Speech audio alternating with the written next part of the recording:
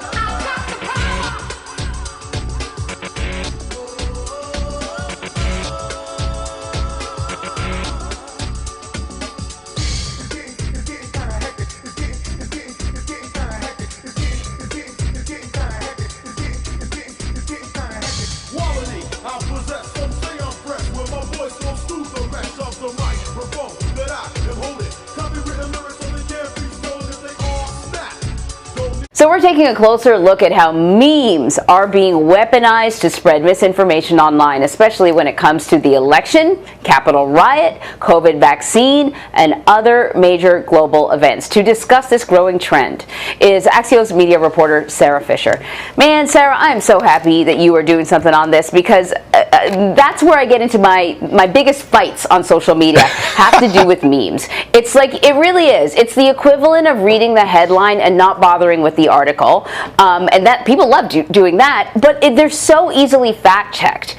And I see all sorts of garbage in meme form that if people would just take 30 seconds, they would see that it's not true. And it's not just about, politics. I think what really sort of gets under my skin, I see a lot of memes, and it just depends on sort of your circle of friends. I've seen a lot of memes that really sort of sow even deeper divisions in this country when it comes to race. Memes that exaggerate history or misrepresent history to keep us, sort of going at each other. It's a tragic history in this country. There's no need to exaggerate it, and so it just drives me crazy, because I know where it's coming from, and it's coming from not a good place. So listen, what is it about memes that lend themselves to be these perfect little bite-sized vehicles of misinformation, and how serious is the problem? Because meme is a really cutesy word, and you might be tempted to think it's not that big of a deal.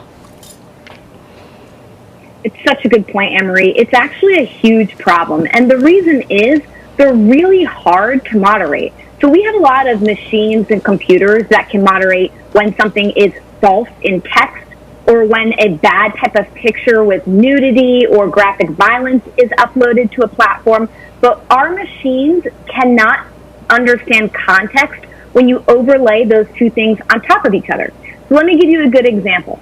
If you were to post the word poison on your Facebook, a machine might not necessarily say that's a bad thing. If you were to post a picture of a vaccine, like a needle, I don't know that a computer would necessarily say that's a bad thing either.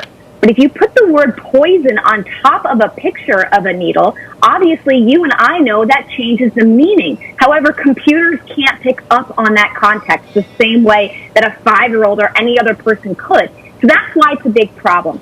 Now, to address your point about the harm that they cause, when I talked to researchers about it, they said one of the biggest problems with memes is that they're meant to be funny. Oftentimes, they're interlaced with satire so that they can go viral.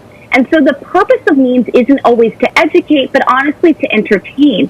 And so that's really hard to police from a First Amendment perspective. You don't want to take that down. It might offend people who are saying, hey, I'm just trying to tell a joke. But the problem is, to your point, Anne-Marie, a lot of these memes have an underlying message which is sinister, even if it appears to just be humorous on the outset.